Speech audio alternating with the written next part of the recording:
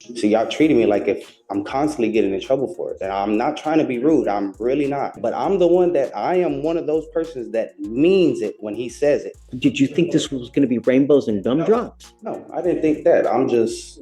If you have that kind of attitude and you go into it, Have attitude, Judge, is just. tell me. It's a conversation. It's no, but Nathan, I want him. Like I'm just a hardened criminal. All I did was I was young. I made a mistake. I was 20. I made a mistake. I was drinking. Please do not admit to committing the offenses. We actually haven't been found guilty yet. See, but I didn't assault nobody. But I You're pleading understand. guilty to assaulting. But I understand. You're How can I take your agreement? At the same time, I don't like this conversation. We're walking away, and we're going to have a later court date. So you go over here. So This defendant walked into court facing both a DUI and an assault charge, already a tough spot. He was all set to plead guilty to both counts. But right when it mattered most, his ego took over. Suddenly, he decides to change his story right there in front of the judge and claims he's not guilty after all. You could practically feel his lawyer's frustration. The poor guy's just standing behind him, rubbing his forehead like he already knows how this is about to end. I've seen a lot of questionable courtroom moments, but this one definitely ranks near the top. And trust me, the way this case ended completely caught me off guard. Stick around, because the twist at the end is something else. Also, tell me in the comments, if you were the judge and a defendant backed out of a plea deal like this mid-hearing, what would you do? Alright, let's dive in and watch what happens next. you're charged with driving while intoxicated. You're also charged with assault of a family member. You're facing up to a year on the assault case and or a $4,000 fine. And on the DWI, you're facing up to 6 months in jail and or a $2,000 fine. What have you guys worked out? So for he's pleading time served on the DWI, 13 months deferred on the assault conditions. Okay. This is how you understand this agreement. I'm sorry. You have two agreements on both of your cases. On the DWI, they've offered you 3 days in jail, credit for the 5 days that you've done. But you need to understand that that charge will go on your record. It's going to be there for the rest of your life. From now on, you are facing a minimum of 30 days in jail. So this time served, it's a minimum of 30 days in jail. Anytime you get pulled over, an officer's going to look at your record. They're going to see this. What do you think they're going to do if you smell like alcohol or dope? Right. I would never, even if you've had a sip of alcohol, I would not get into a car because it is a humongous risk. As far as the assault of a family member is concerned, you've worked out an agreement. They're offering you a 13-month deferred. Deferred is a type of probation that if you successfully complete it, you do not end up with a conviction on your record. You must understand, though, that this comes with an affirmative finding of family violence, meaning that if you ever pick up another one of these cases, even if you successfully complete the deferred, you will be looking at a third-degree felony, a minimum of 2 years in prison, a maximum of 10 years in prison. You can also never own a gun or ammunition as well. You will be signing this other piece of paper here, which is a written admonition that you are ineligible to possess a firearm or ammunition as a result of this plea bargain agreement as well. What you need to understand, it's firearm is a very loose term. So you need to understand, if you don't understand what a firearm is or what a weapon is, you need to talk to a lawyer because that's one of the conditions. Do you understand? When you pick up criminal cases, there are a lot of collateral consequences, as you now see. It can impact you in ways that you never, ever see. That's why you need to strive to never pick up any kind of cases. And when you pick up multiple successive cases, it kills you. And now you're ending up with these things, with both of these. Anytime you come into a contact with an officer and they look at your record, you think that you'll get the benefit of the doubt. Be careful. That's all I'm going to tell you is be careful.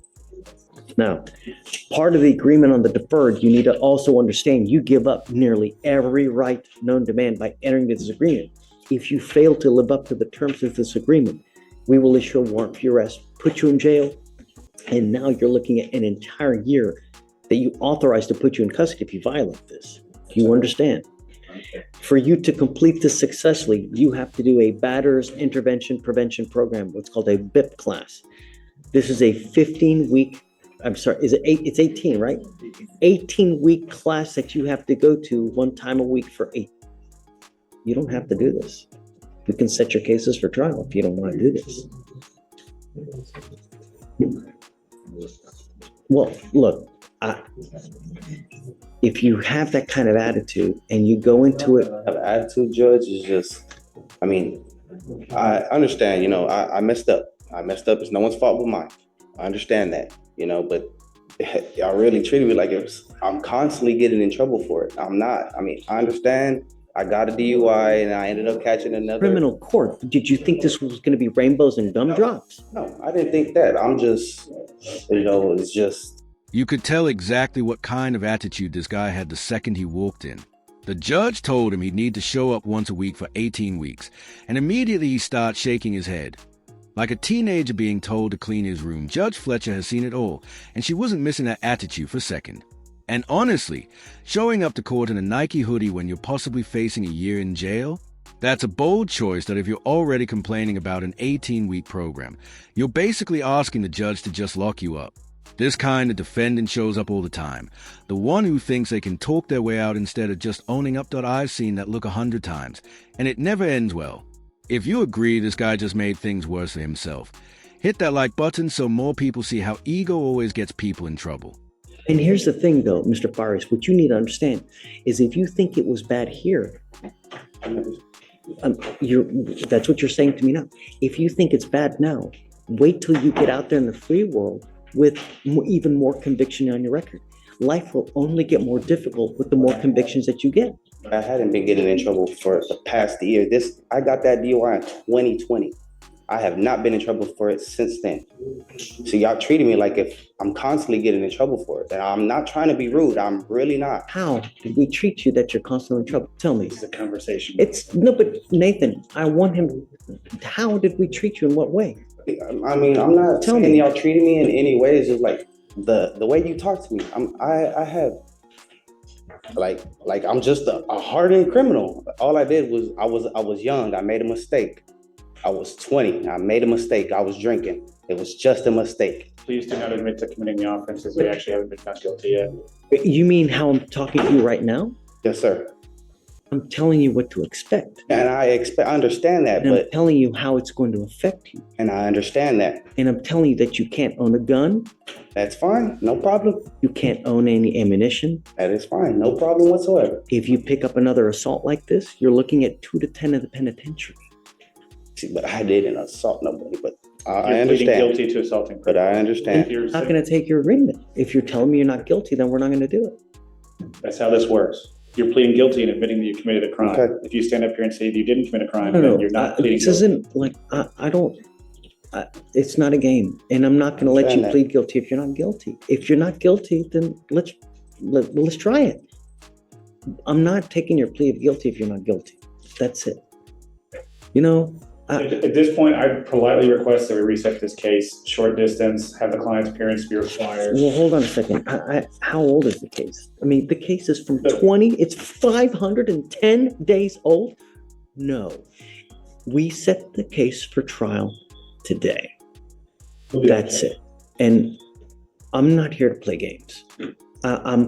If you're either guilty or you're not guilty, but we don't plead people guilty when they're not guilty. That's not a game that we play here. And understand, the way I talk to you now is in hopes that you don't pick anything up in the future, because I haven't. do you know how many times I hear that?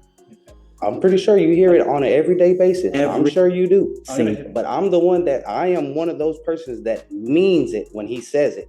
I'm going to hit the pause button. You pick up a case in 2020, and now you pick up a case in 2023. I'm going to hit the pause button here. What you're getting upset about is actually the language that the judge is required to say. He's not admonishing you about anything special about your case. He doesn't care anything about you. But what you're pleading guilty to carries with it these consequences. I understand. If you plead guilty to an assault family violence, there's an affirmative finding of family violence, as explained to you. A second offense is automatically a third-degree felony. Third-degree felony punishment range is 2 to 10. If it's a strangulation, it's now 2 to 20 because it's a second-degree felony. This is automatic, has nothing to do with you, only has to do with what you're pleading guilty to. The DWI is similar in concept. If you plead guilty to DWI today and get convicted, which is what you're planning on doing, the second one is automatically a Class A misdemeanor with a maximum punishment of a year in county or a $4,000 fine. That has nothing to do with the facts of your case and your level of guilt. It's just the fact that you are pleading guilty. At the same time, I don't like this conversation. We're walking away, and we're going to have a later court date. So you go over here. So if you want to continue on the DWI and tee up the assault, we can do that as well? No, Judge. With him, we're not doing any pleas. At your request, we'll set the case for trial. I'd ask for 30 days. I'll have a conversation with him. And if he wants to do the plea, we can do the plea. And he will come up here with the proper understanding. It's not a big deal, but we either set it today or we... I'll just set it today because it'll be long enough that we can have a conversation. This case is a perfect example of how fast things can flip in a courtroom. One shift in attitude. That's all it takes to change the entire tone of a hearing. The justice system actually gives people a lot of chances, but moments like this show exactly why judges lose patience. You could tell the judge wanted to give him an easier path, but once he started arguing, it was game over. It's wild how people still think they can out-talk the system. The law might be patient, but it's definitely not blind. What do you guys think? Did the judge handle it the right way, or should he have gone harder to teach this guy a lesson? Thanks for watching, everyone. Make sure to like and subscribe for the follow-up to this story.